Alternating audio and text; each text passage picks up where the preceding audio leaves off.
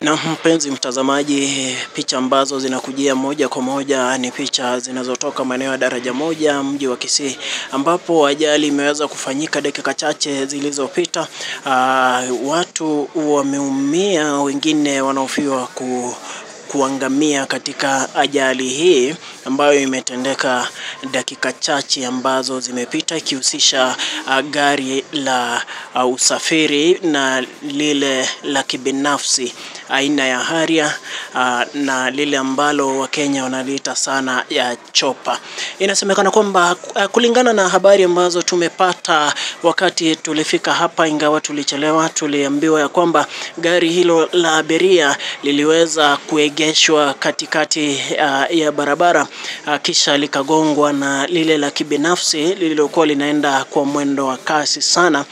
katika eneo hili la daraja moja na kubingiria mara kadhaa kabla ya waokoaji kufika ili kuwanusuru walioumia,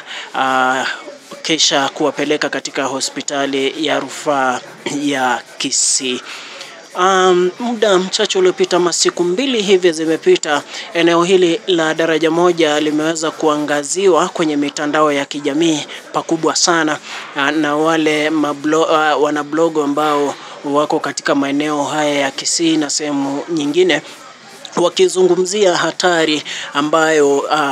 ipo katika barabara hii ambayo imechukua maisha ya watu wengi kwa miaka mingi sana hivi sasa, na kurai serikali kupitia sekta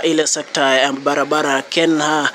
na KURA pia kushughulikia barabara hii ili kuhakikisha kwamba iko salama kabisa. Ukiangalia kwenye video inayofuata hapa ni kwamba sehemu hii barabara imeweza kubomoka vibaya sana. Pia ikumbuke kwamba eneo hili linavyojulikana kwa kizungu ni black spot, ambalo magari mengi yanabingilia hapa, watu gongwa, wanaosafiri wa kutumia miguu, magari, pikipiki wameangamia wengi katika maeneo haya. Kisha kunradhi, serikali imeraiwa kushughulikia barabara hii ili iweze kunyooka ili kuepuka ajali katika eneo hili.